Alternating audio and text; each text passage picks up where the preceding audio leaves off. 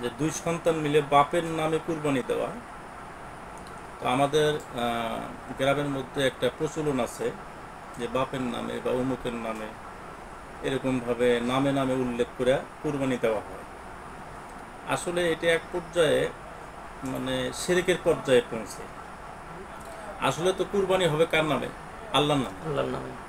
কোনো ব্যক্তির নামে, কোনো নবীর নামে, কোনো মানুষের বা মাখলুকের নামে কুরবানি হইতে পারে না। কুরবানি হবে কার নামে? আল্লাহর নামে। আল্লাহর নামে।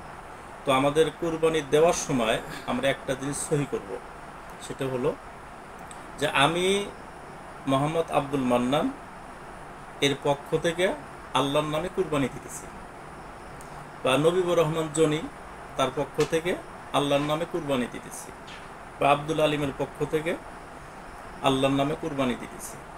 এখানে পক্ষটাকে বলা যাইতে পারে, কিন্তু আব্দুল আলিমের নামে কুরবানি দিতেছি এটা এক পর্যায়ে শিরকের পর্যায়ে মনে হয়তো পৌঁছে যায়।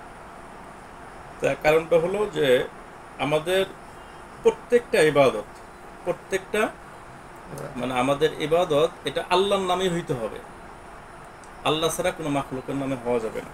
তো আপনার প্রশ্নটা করতে হবে যে দুই সন্তান মিলে বাপের পক্ষ থেকে কুরবানি দিলে আদায় হবে কিনা, বাপের পক্ষ থেকে কুরবানি দিলে আদায় হবে কিনা। এই প্রশ্নের উত্তরে মানে প্রথমত যেটা বলা যায় যে প্রশ্নের মধ্যে যেটা আসছে যে দুই সন্তান মিলে বাপের পক্ষ থেকে তারা কুরবানি করতেছে। তো দেখা গেল যেটা শরীকে কুরবানি, যে একটা গরুর মধ্যে 7টা পর্যন্ত শরীক হইয়া কুরবানি দেওয়া যায়। তো এই দুই ভাই মিলে তারা একটা অংশ মধ্যে শরীক হয়ে গেছে। তো একটা অংশের মধ্যে তারা শরীক হইয়া বাপের পক্ষ থেকে কুরবানি দিতেছে। যদি এরকমটা হয় তাহলে কুরবানি আদায় হবে না। আর যদি দেখা গেল যে না, ওরা দুই ভাই মিললে বাপকে টাকাটা হেবা করে দিল, দান করে দিল, বাপ তার পক্ষ থেকে কি দিতেছে? কুরবানি দিতেছে।